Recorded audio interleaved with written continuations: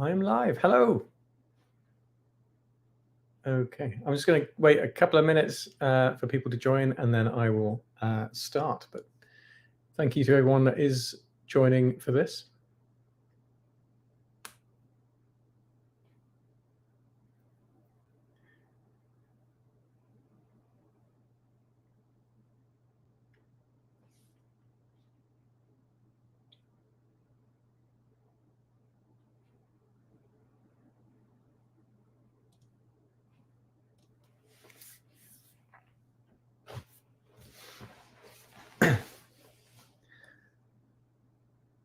Okay.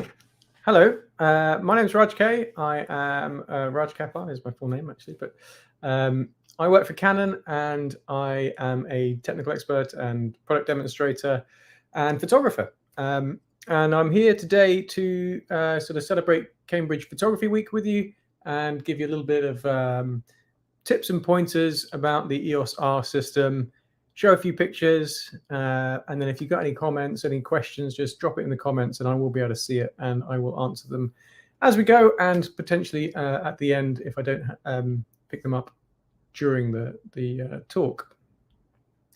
I've got my camera. I've got a couple of cameras. I've got an R5 and an R6 Mark II with me. They're hooked up to the computer with a capture card. So what I'll be able to do is show you my camera screen as I go through some of the settings and talk you through it. So yeah, let's get started. I'm going to bring up my presentation, which I hope will be easy. There we go. Can I do that side by side? That'd be better. Okay. So animal autofocus and customization. This is something that obviously has changed a lot since digital SLR days. And what we found is that a lot of customers, a lot of people have questions, because coming over from a digital SLR, the one thing that has changed the most and fundamentally is quite different is the focusing system. And I have kind of been quite passionate about this particular topic about the customization of the cameras. These cameras are the most customizable cameras Canon have ever done, and there is so much you can go in and tweak and sort of make your own. These cameras, while great out of the box, are designed to work for everybody, and that doesn't mean they're going to work as efficiently as they could for the way that you shoot and the way that you work. So that's an area that we'll go into a little bit as well. And we will touch on autofocus and go into that in more detail. And the reason I've got two cameras, the R6 Mark II and the R5, is primarily because the R5 and the R6 II are quite different in the autofocus setup. So when we first came out with the R system, we sort of set the autofocusing system up very similar to the live view on a digital SLR. But actually, it turned out there was a few things that we could do a little bit more intuitively. So the newer cameras have a slightly different layout for the focusing setups to the R5, but fundamentally you're doing the same things. So mirrorless cameras, we've gone to the R system, and anyone that has taken the leap and has tried this, I'm sure you will agree with me that it is so much better for the autofocus and so much better at the tracking stuff. It's just a lot more intelligent. So we are getting so much more out of the cameras now with the sort of subject recognition and tracking stuff that, to me, there's no reason for going to digital SLR anymore, even with adaptive lens saver that just outperforms them so much by such a margin. So the Canon EOS R5, this is the camera of choice for myself. This is what I purchased, and I really love this camera. I think it's the most versatile camera, one of the most versatile cameras in the range, which I think I will say quite a lot because all the cameras are now very versatile. There isn't a bad camera on the market. So all the cameras are very good at doing all the things because they're all good at low light performance, and they're all good at sort of speed as well. They all have that sort of capability. But as a very mixed photographer like myself, I do weddings, portraits, and landscapes, and I'm very bad at landscapes, but a bit of product photography and wildlife, the R5 is the camera that does everything for me, which is just fantastic.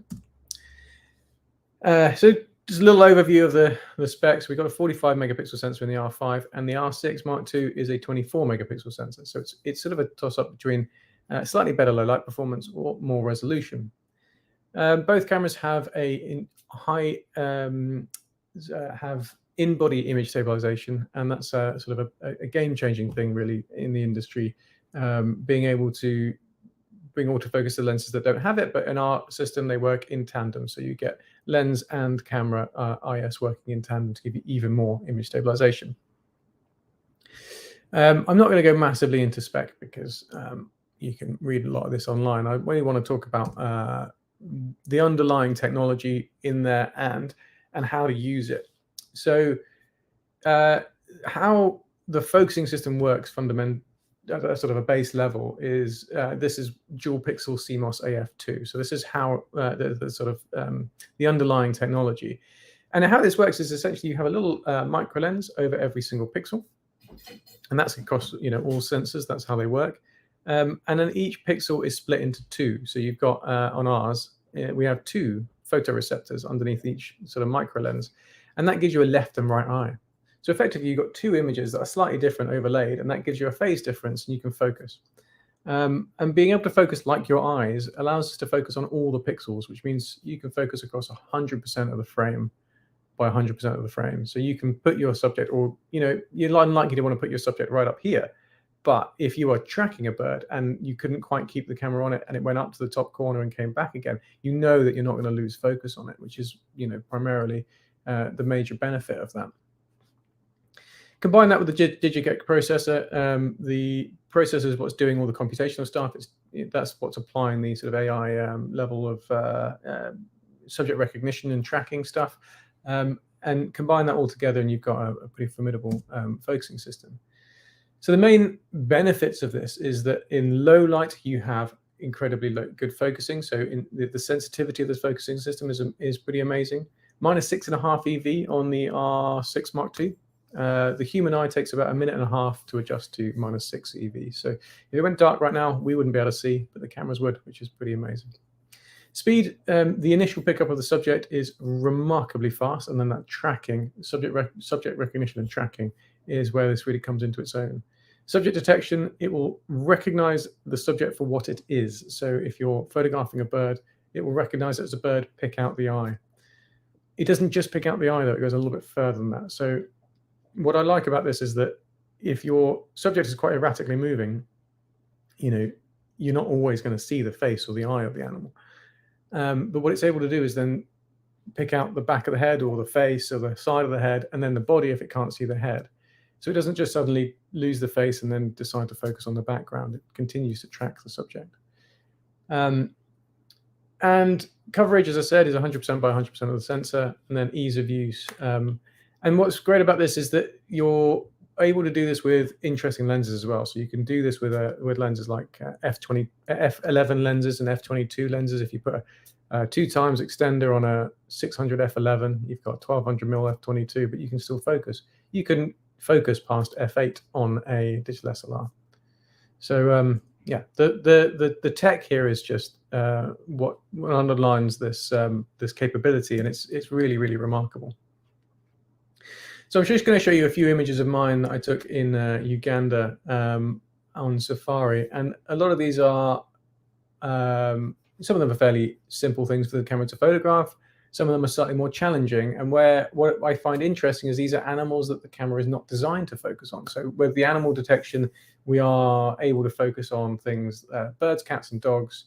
On the R6 Mark II, horses and zebras.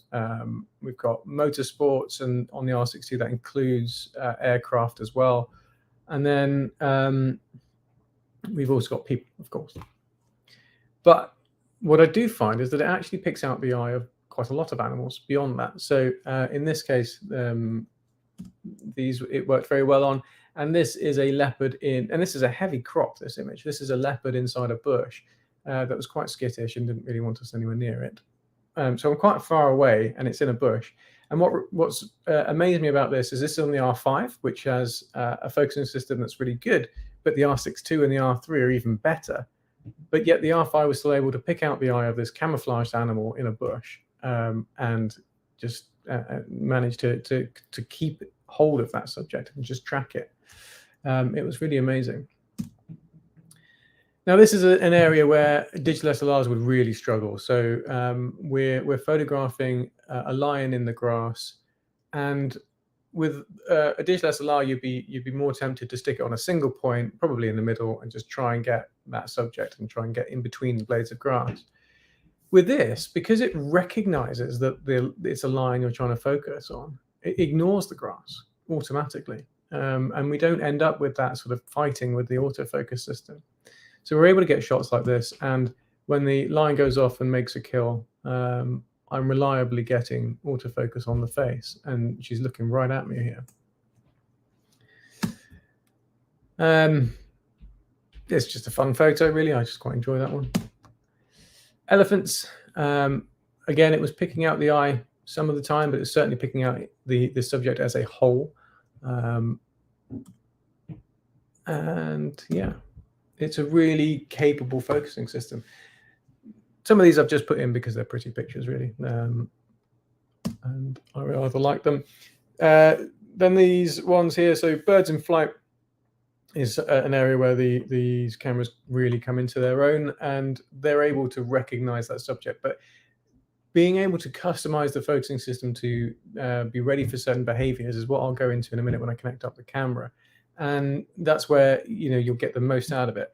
But that image of the battler eagle, the one on the left-hand side there, that is one of those moments that I was able to get, luckily. But often when you're waiting for a bird to launch off a perch, by the time you've seen it and you hit the shutter button, you've kind of already missed it. And often you've missed that key moment where the wings go out. So the R6 Mark II has something called a raw burst function, which allows you to essentially, while you're half pressing the shutter button, it's spooling images. And then as soon as you hit the shutter button and you hold it down, it's then taking some photos and it will fill out the buffer. But what it'll have done is it will save half a second of images preceding you hitting the shutter button fully. So you're kind of going back in time a little bit. So that way, once you've seen that movement, you've got the preceding half a second to ensure that you got the shot. And it's really great for moments like that. Jackal in the grass, and this guy's just very cool looking, so I'm throwing him in there as well. All right, I have this slide, and I have a couple of slides on this, but I'm going to just hook up the camera and show you that way because it's much easier to explain it to you if I show you it on the camera. So I've got my R5 here. I'm going to go to this, and you should be able to see. Oh no, got no battery.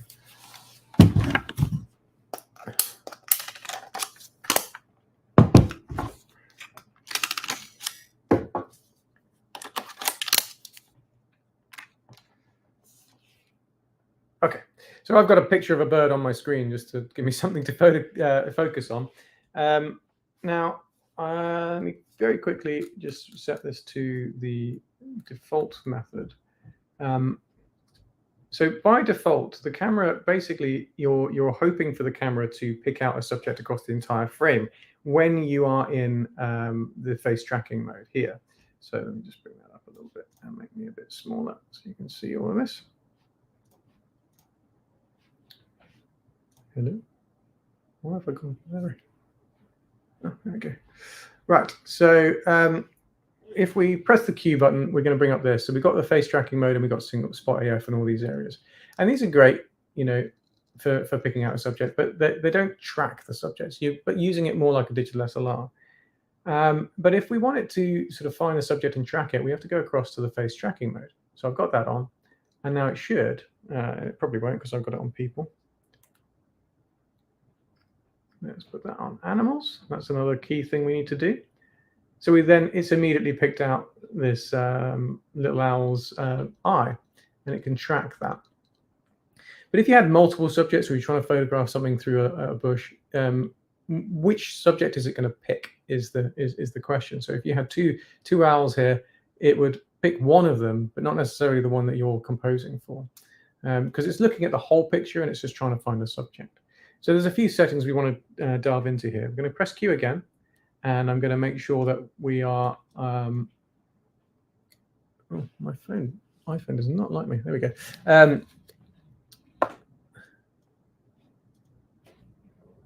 Webcam's kind of freaking out.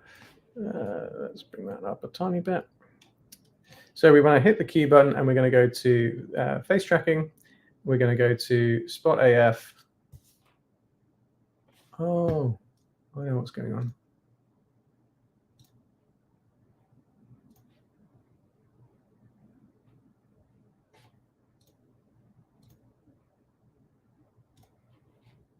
Turn off the portrait effect, and it should work. So we then have. It's not working. What is going on? Why is it still on portrait?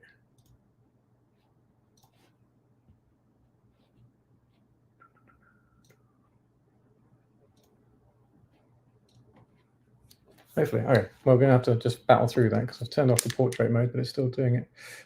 So we're going to go to face tracking, and then on the right-hand side, on the left-hand side, rather, we want to make sure we're not in one shot, we're in servo. So servo, so the camera's continually tracking what we're trying to photograph. What is this doing?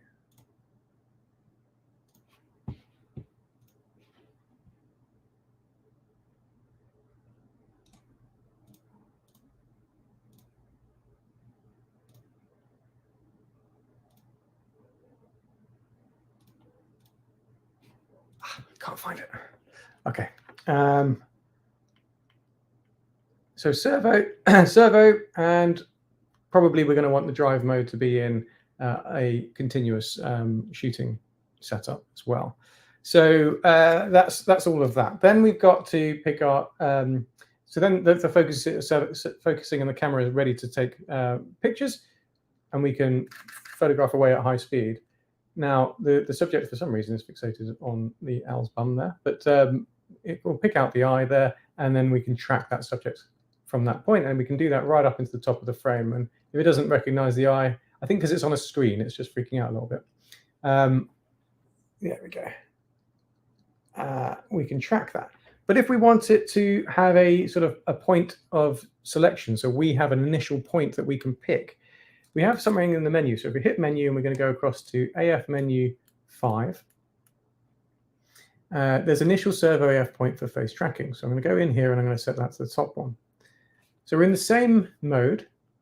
I can move the focus. I've got a focusing point I can move, which means I can pick my subject. So I just pick the subject I want to focus on, and it will track that subject from there. And suddenly the R5's focusing system becomes a lot more usable when you've got this initial point, because if you have multiple subjects, you can pick the one you want and it will track that subject. If you're trying to focus on something that's slightly through grass or bushes and your camera is trying to look at the entire frame for an animal, you're then able to guide it to where to start, and then it will recognize what that subject is and track it from there. So it's a really, really useful way of interacting with it. So I'll just show you that again. That's initial servo AF point for face tracking. I don't know what the difference is between these two. I cannot seem to work out what the difference is. It doesn't seem to make any difference to me.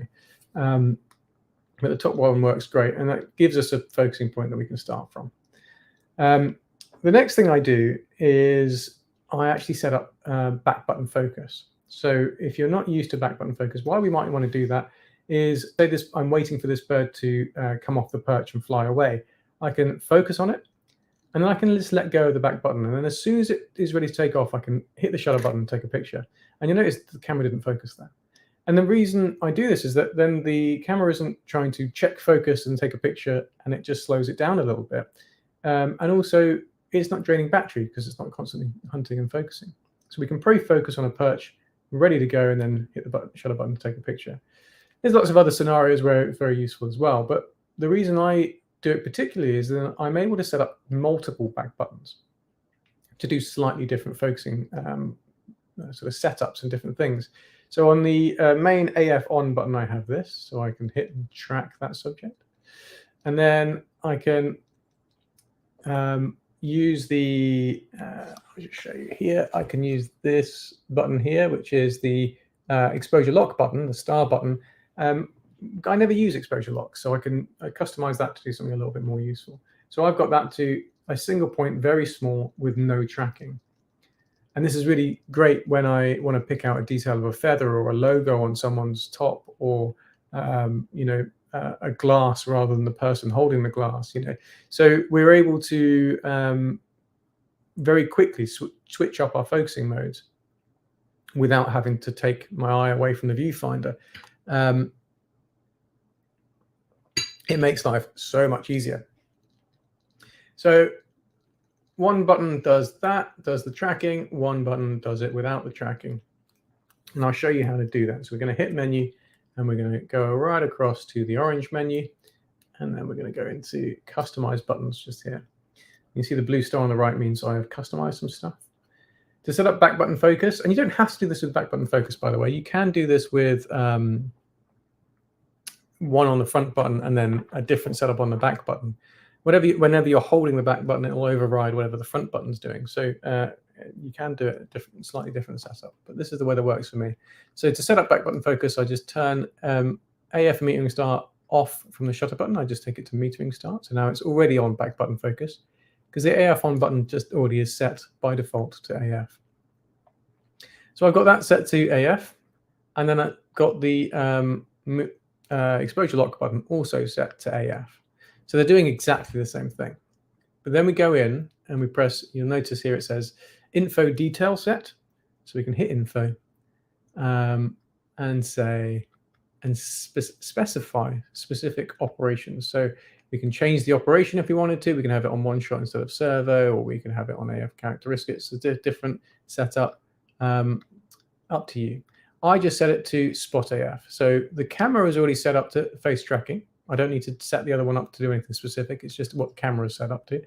And then that button specifically is set up to spot AF. That's all you do. It's as simple as that. I'll show you this on the A6 Mark II as well, just to make it easier. Now, I have noticed a lot of people set up using this button here, the eye detection AF. I think this is because a lot of people watch the same YouTube videos. And I personally find this to be the incorrect way of doing it, because it completely disregards that initial point that we've set up to track, to place where we want it. This will then automatically ignore that and then go back to looking at the entire area. So this is kind of an incorrect way of using it. If you want to set that up the opposite way around to what I've done, so you've got it on a single point on your AF button, and then the whole area, the eye detection stuff, when you're on the other one, is not to do it here, is to go exactly the same way, to go in here and press info details set and say face tracking there, and that will take into account where your focusing point is. It's a much better way of doing it. Okay, so that's all of that.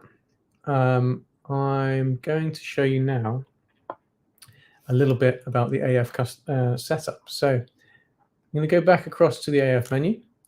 There's a few things here that we need to make sure we've got correct. So subject detect on animals, or whatever your subject that you're detecting. On some of the newer ones, we have an automatic, and that's great. It does work well. It will work quicker for the subject that you're photographing, if you know what that subject is, to pick the subject in here. So if you know it's animals, it will pick it out from further away, and it will pick it out a little bit quicker if you set it to animals. Vehicles, we have something called spot detection. Spot detection is actually the driver or rider of that vehicle. So it will pick out the driver, including the helmet. It actually is designed to recognize helmets, and it will find them in the vehicle or on the vehicle. I don't know why I've called him Spot, but someone thought it was a good idea. Eye detection, we can enable or disable that. I have that on most of the time. Sometimes I turn it off if it's a faster moving subject, because I don't necessarily need it on the eye if I've got enough depth of field that most of the bird is going to be in focus. So as long as it gets the head or the body of the bird, I know it's going to be enough depth of field that it'll all be in focus. I'll turn off the eye bit.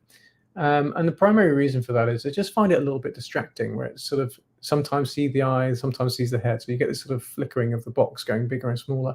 I just find that a little bit distracting. So sometimes I'll drop it down to just sort of subject detection, where it'll still pick out the head, and the eye is part of the head, but it just doesn't show me that on the screen. This one here, continuous AF, is where the camera is sort of when it's idling. So if you're not doing anything, is the camera kind of hunting for focus, much like my webcam is constantly doing at the moment and losing me. I tend to turn this off because I find it quite annoying, and also it drains battery. And then we have this menu here. So this one is something that seems to scare some people, or they just ignore it entirely, or they're really into it and they know exactly what it does, and they get more out of it.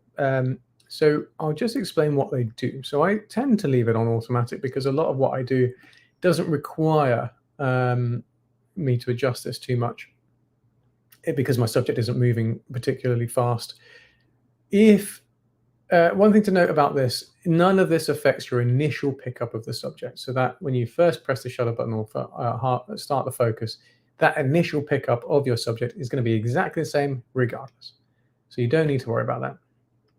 What this affects is how the focusing system behaves once it's tracking that subject. So as that subject is floating around your garden, I don't know what I'm saying here, but it's how that behavior, how that subject is behaving. You're basically telling the camera what that behavior is, so it can be prepared for that. So we've got 4 cases, and they give you examples. So we've got stuff for slightly erratically moving subjects, for versatile doing everything type stuff. If you're tracking subjects, and this is sort of panning with subjects, then you'd want it in slightly different things. But if I explain to you what the 2 variables it's adjusting does, then you'll kind of get an idea for what will work for you. So tracking sensitivity is the one that really makes a difference here. Acceleration, deceleration tracking is all about whether the subject is going to start moving or stop moving, and also change direction in the frame. So if you're photographing a bird leaving a perch, you might want the tracking, acceleration, deceleration tracking slightly higher. But I don't notice a massive difference on this one, personally. What I do notice is on the tracking sensitivity. And this is where understanding your subject really comes into it. So if you're panning with a subject and you're going across the frame, if you have tracking sensitivity on quite high, what it's going to do is it's going to jump from the subject as you're tracking it to any obstacles. So if your branch come in between you and the subject, it's going to jump to the branch and then jump back to the subject, or try to jump back to the subject. And obviously that's going to be quite difficult for it to do, to go back to the subject afterwards. So tracking sensitivity in a panning situation, you'd want it on quite low, because the distance between you and the subject isn't changing too much. And what the tracking sensitivity on low will do is essentially give a time delay. So as soon as it sees a change in distance, a significant change of distance, it will kind of wait and then just ignore it for a second. And then as soon as it comes out the other side, it's still at that focusing distance, and it can pick it up much easier. When the tracking sensitivity is on quite high, what it will do is potentially it'll focus on that thing. Oh, I've already said that. It will focus on the thing, jump to the branch and jump back. Where this having it on high is really important, though, is when the subject is coming directly towards you, because that's a constant change of distance. And that's also quite a difficult thing for the camera to focus on. A subject coming directly towards you is really difficult. So you want the tracking sensitivity on ramped up. And this is something like case 3, and you'll notice there's a grayed out little asterisk, grayed out little arrow up next to tracking sensitivity, and that's the default location. I've actually ramped mine up to the top because I was photographing birds in flight coming directly towards me. And what you don't, if you have this on low, what it will do is it will pick out the subject initially and then give a time delay, and the subject's coming closer. So then you've kind of got shots where it's coming progressively more out of focus, and then it'll catch up, and then it'll go out of focus and catch up. So you want it on really high, so it's just keeping up with that subject all the way through. So that's tracking sensitivity. Now, if you understand both of those, then you can kind of pick the subject, set these up for yourself, or pick the one that works for you. I generally recommend people pick ones that are already there without customizing them too much until you're ready and you kind of understand that it is how it's affecting your images. If you need to put them back to default, it does show you the little gray arrow where what the sort of default positions were, so you can go back to it nice and easily. So there's no need to worry about that. Last few things, I think. Switching track subjects here. So subject to detect, we've got initial priority or switch subject. So this is sort of setting up the camera up for, can I get me in focus? For being ready to switch your subject. So, you know, if you have the initial subject as what you want the camera to stick to, and you don't want it to switch between them, then you'd have this on initial priority. This is useful for wedding photographers, I think. One of those situations where I think it's most useful for people that are shooting people, because you want it to be on that person that you are is the most important person. Yeah, I don't know why I'm getting blurred out so much. That's really annoying. So the next one, let's go back.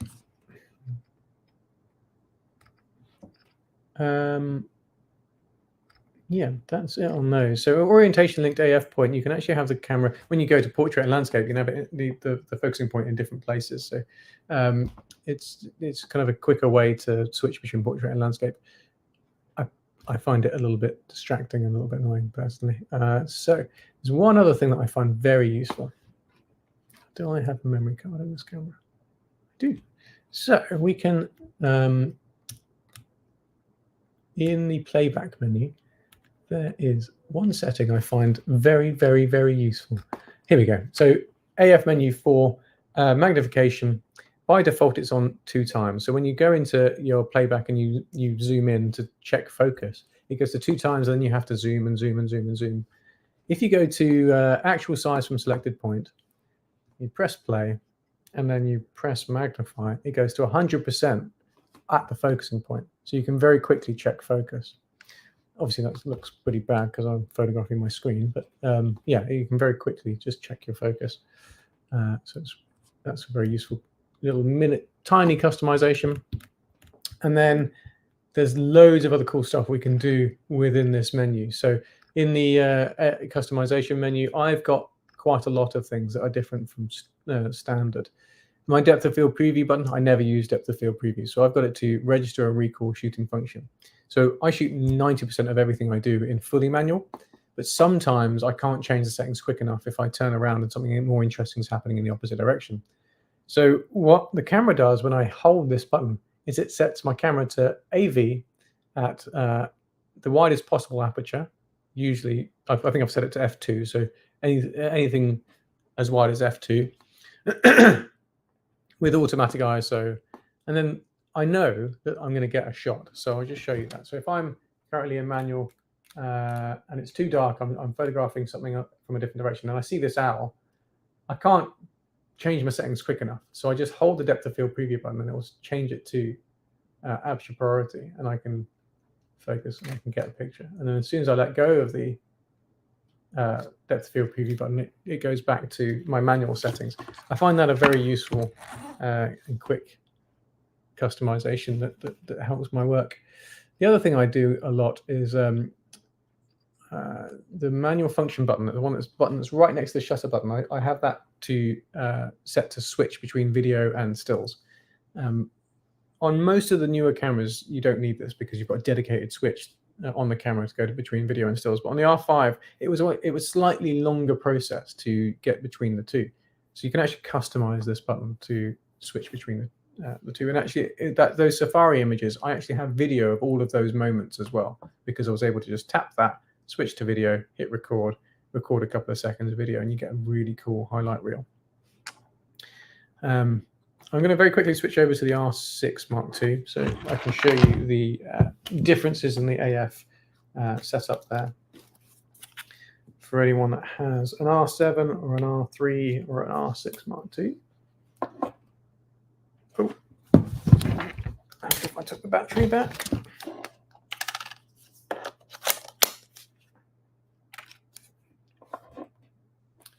So we have, the difference on this camera is that we have a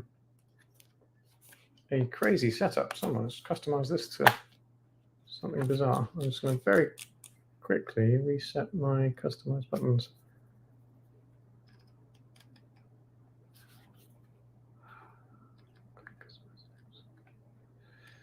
Customize buttons, right. So similarly, we have one shot or servo. We have AI focus, which is kind of a hybrid between the two. I really recommend you choose servo or one shot for most things. It works better. And you'll notice we don't have a face tracking mode. So that's the big difference. We just have all of these different groups. We have flexible zones, these larger areas, or the small dots. But we can press info to disable or enable. If I hit info, you can see it enable or disable the tracking. So I'm going to use this area. At the moment, it's set to no tracking. So it works a bit like a digital SLR, but we can enable it. And then we've got tracking on that, and it can pick out that subject. So it does mean that we can use a slightly larger area to find the initial pickup of that subject, which does make it a little bit easier, especially for birds in flight, with the R6 II than it does the R5, because you only have the option of that single point on the R5. So yeah, it's just a little bit easier. And we can do much of the same customizations here with the back button focusing. So if I go to exposure lock and I set that to AF again, I go back in and press info. It's the same principle, but the menu is very different. So we have a lot more options now. So we can actually go through and set very specific setups for different buttons. But I generally still do the same thing. I tend to stick on spot AF, and we have to set what we want it to be on the right-hand side, and then set it to whether we want that we tick the box to say that we're overriding what the camera's set up to on the left-hand side. And then I have one button doing tracking, and then one button doing no tracking, in theory. I don't think I did that right. That one. Oh, I need it to turn off tracking servo off, and then yeah, that will work. So we've got tracking, no tracking. Simple as that. The other thing that's slightly different is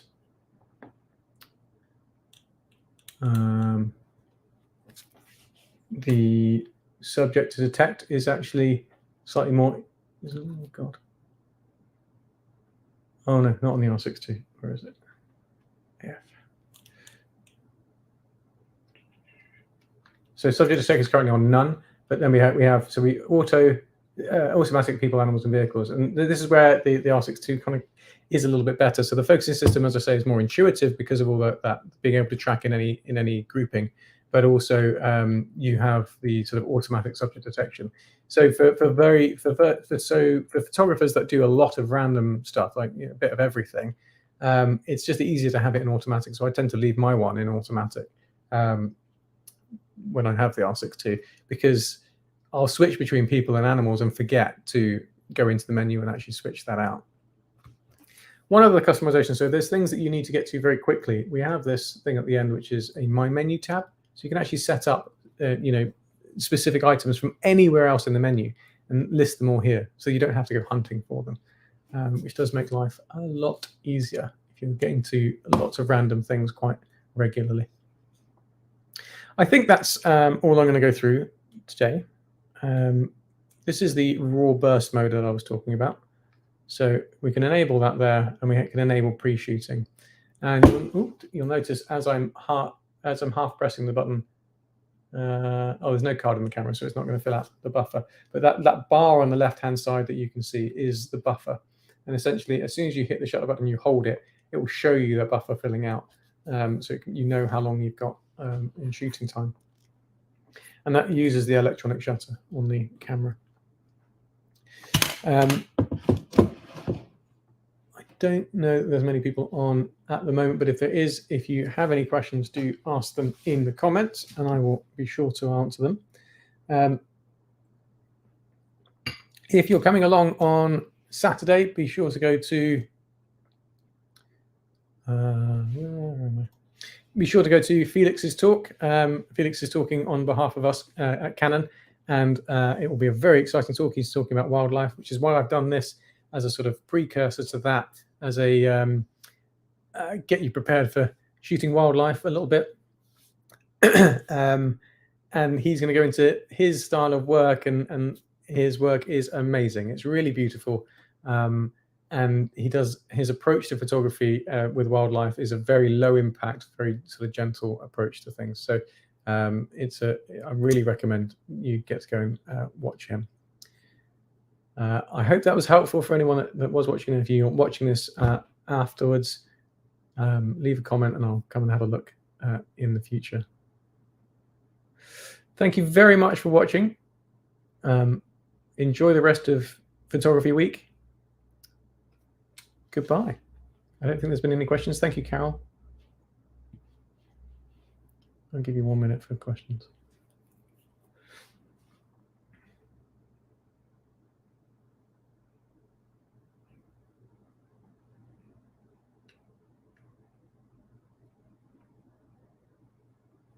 None. Okay. Thanks, everyone. Have a great weekend. Bye.